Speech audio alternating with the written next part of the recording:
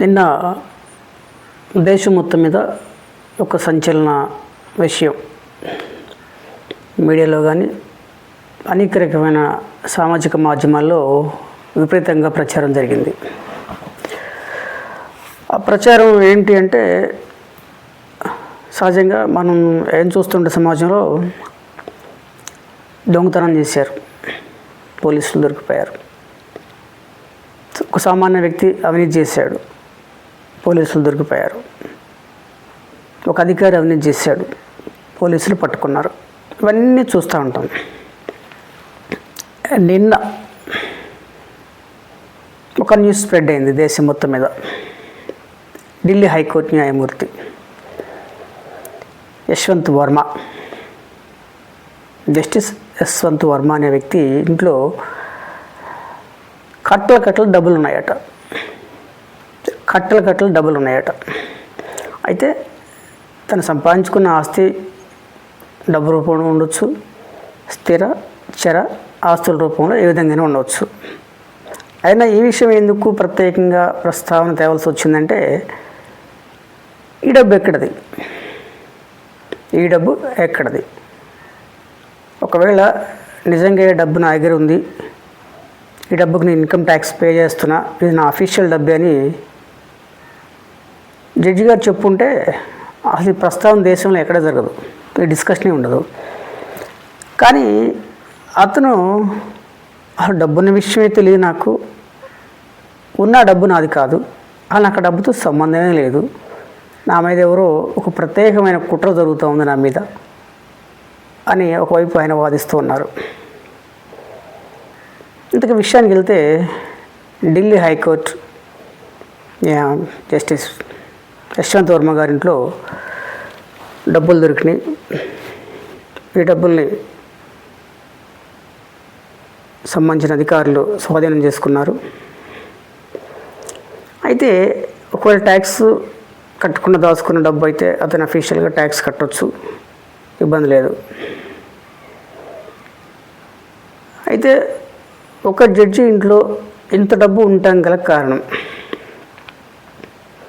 సహజంగా ఈ దేశంలో లేదా ఈ ప్రపంచంలో ఎవరైనా సరే కనపడని దేవుడి దగ్గర నిజం ఒప్పుకుంటారు.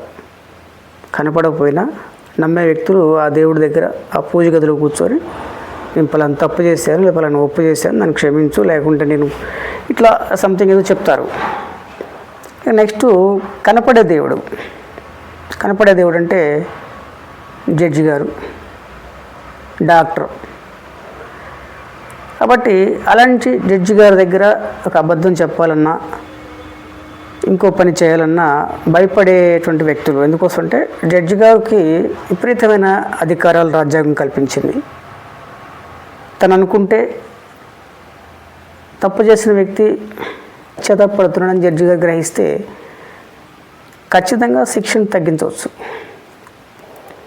ఈ రాజ్యాంగం ఆయనకి అలా విచక్షణ అధికారాలు కల్పించింది. అలాంటి వ్యక్తి దగ్గర కట్టలు డబ్బులు ఉండటం ఏంటి? ఎక్కడి నుంచి వస్తుంది ఈ డబ్బు? ఎవరి డబ్బు? అది ఢిల్లీలో. ఈ విషయం బయటపడిన మరుక్షణమే వెంటనే ఎక్కడి నుంచి అయితే ఇక్కడ కొంచెం ఢిల్లీ వచ్చారో ఇమీడియట్గా మళ్ళీ అక్కడికే పంపించాలని చెప్పేసి నిర్ణయం తీసేసుకున్నారు. తీసేసుకుంటే అంత ఈజీ కాదు హైకోర్టు జడ్జిని పంపించడం.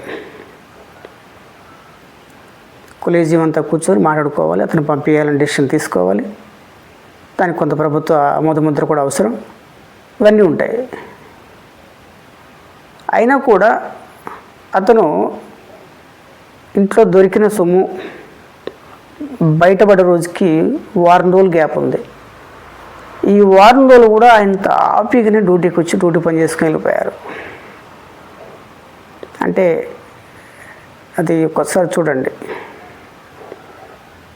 అయితే దేశంలో ఇలాంటి ఘటనలు చాలా అరుదుగా జరుగుతూ ఉంటాయి.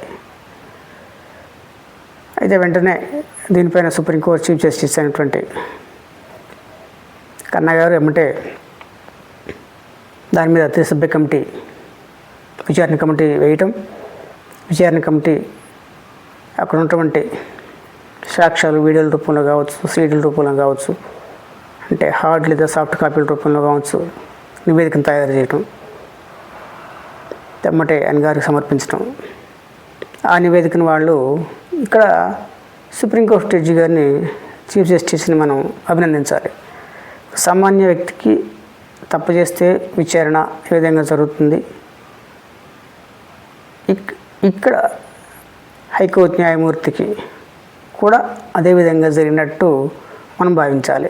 ఎందుకు అంటే ఆ విచారణకు సంబంధించినటువంటి ప్రతి అంశాన్ని కూడా ఆయన సామాజిక మాధ్యమంలో ఉంచడం, దాన్ని ప్రజలకు తెలియజేయటం, ఆ వీడియోలు కావచ్చు, ఇంకో విషయాలు కావచ్చు. దీనికి సుప్రీంకోర్టు న్యాయమూర్తి చాలామంది కూడా అప్రిషియేట్ చేశారు. ఇది సహజంగా ఒక జడ్జి మీద విచారణ అంటే కొంత గోప్యంగానే ఉంచుతారు, కానీ ఇక్కడ పూర్తిగా అది బహిర్గతం కాబడింది. బహిర్గతం చేసినందుకు విచారణ పారదర్శకంగా జరుగుతుందని చెప్పడానికి ఇదొక మంచి ఉదాహరణ. కాబట్టి జడ్జి గారికి మనం ఒక థ్యాంక్స్ చెప్పుకోవాలి. సుప్రీంకోర్టు చీఫ్ జస్టిస్కి మనం థ్యాంక్స్ చెప్పాలి. అయితే ఆరోపణలు వచ్చిన మరుక్షణమే మరి జడ్జి గారిపై విచారణ కొనసాగించి ఆ విచారణను ప్రజల ముందు ఉంచినందుకు సంతోషం. అయితే ఇవన్నీ నాకు సంబంధం లేదు, నా మీద కావాలని చేస్తున్నారు, కావాలని కుట్ర జరుగుతూ ఉందని చెప్పేసి హైకోర్టు జడ్జి గారు చెప్పడం, యశ్వంత్ వర్మ గారు. ఒకవేళ దర్యాప్తు పూర్తయి సుప్రీంకోర్టుకి దర్యాప్తు యొక్క నివేదిక సుప్రీంకోర్టు చీఫ్ జస్టిస్కి సమర్పిస్తే అతని మీద వచ్చిన ఆరోపణలు నిజమని తెలితే ఉద్వాసన. మరి ఒక జడ్జి స్థాయి ఉన్న వ్యక్తి ఈ విధంగా చేయొచ్చా లేదనేది మన స్థాయి వ్యక్తులు మాట్లాడుకునే విషయం కాదు, కానీ విచారణ పారదర్శకంగా జరిగి తగు న్యాయం చేస్తే న్యాయస్థానాలపై ఒక మంచి అభిప్రాయం ఉంటుంది.